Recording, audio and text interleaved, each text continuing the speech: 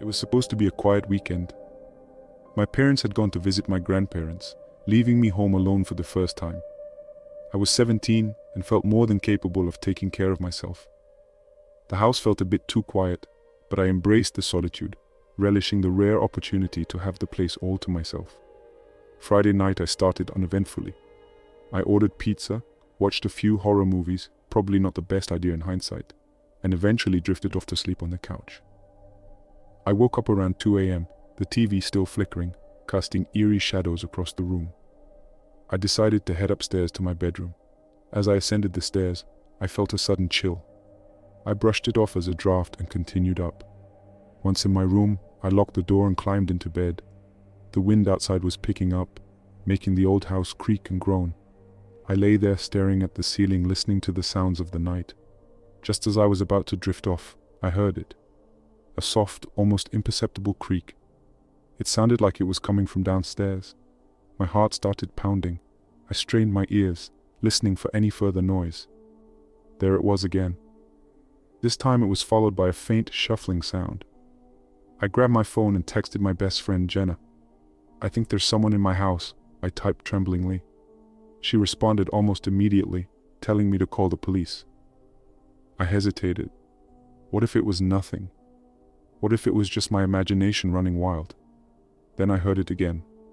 A distinct creak, followed by the unmistakable sound of footsteps. They were slow, deliberate, and getting closer. My heart was in my throat.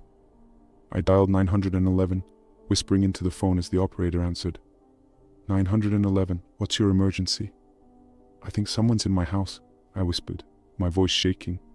The operator assured me officers were on their way and told me to stay on the line. I listened as the footsteps grew louder and closer. I heard the person moving downstairs, rummaging through drawers and cabinets. Suddenly the footsteps stopped. Silence. My breath caught in my throat. Then the sound of footsteps ascending the stairs. 1 step, 2 steps. Each one was a jolt of terror. I knew I had to hide. I slipped out of bed quietly, moving toward my closet. I slipped inside, closing the door just enough to see through the crack. The footsteps reached the top of the stairs. I could see the shadow of someone moving in the hallway, heading toward my room. The door handle turned slowly, and the door creaked open. A figure stood in the doorway, silhouetted against the dim light from the hallway. They stood there for what felt like an eternity, just listening.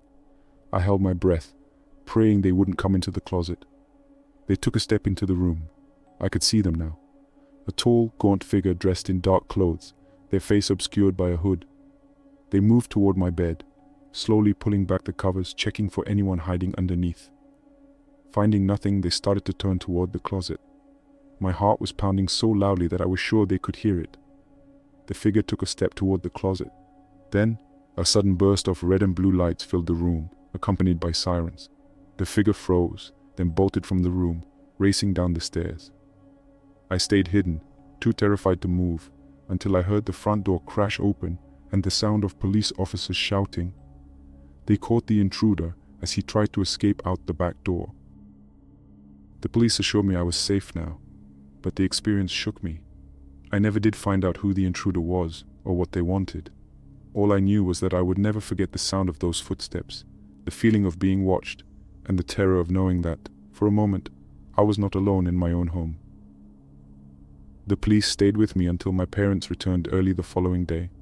They took my statement, asking me to recount every detail I could remember. I told them about the creaking floorboards, the shadowy figure, the slow, deliberate footsteps. The officers exchanged glances, their expressions grave. My parents were understandably upset, but they were also relieved that I was safe. They promised to install a security system and reinforced locks on all the doors and windows. I couldn't shake the feeling of unease for the next few days. Every creak, every shadow made my heart race. 2 weeks later, I was beginning to feel somewhat normal again. The new security system was in place, and my parents were more vigilant than ever. Life was slowly returning to normal. One evening, I decided to have Jenna over for a sleepover. I needed the company, and she was more than happy to oblige. We spent the evening binge-watching our favorite TV shows and snacking on junk food. It felt good to laugh and talk about something other than the break-in. Around midnight, we decided to call it a night. Jenna slept in the guest room next to mine. As I lay in bed, I heard the familiar sounds of the house settling. I told myself it was just the wind, the old pipes, the usual noises of an old house. But then I heard it, the same soft creak from that night. My blood ran cold. I grabbed my phone and texted Jenna. "Did you hear that?" A moment later, her reply came. "Yeah, probably just the house." I tried to convince myself she was right, but then I heard it again. The creak was closer this time. My heart started pounding. I texted Jenna again. "I'm really scared." She responded almost immediately. "Do you want me to come to your room?" "Yes, please," I replied, my fingers shaking. I listened as Jenna got out of bed and walked down the hall. She knocked softly on my door before slipping inside. "What's going on?" she whispered. "I heard it again," I said, barely audible. "The same noise from that night." Jenna's eyes widened, but she tried to stay calm. "Maybe it's just your imagination. Let's check the security system." We crept downstairs together, our footsteps muffled by the thick carpet. We reached the control panel and saw that all the doors and windows were secure. There were no alarms or signs of forced entry. "See?" Jenna said, trying to reassure me. "Everything's fine." I nodded, but the unease lingered. We went back upstairs, sleeping in the same room for the rest of the night. We lay there in the dark, whispering to each other, trying to keep our minds off the fear.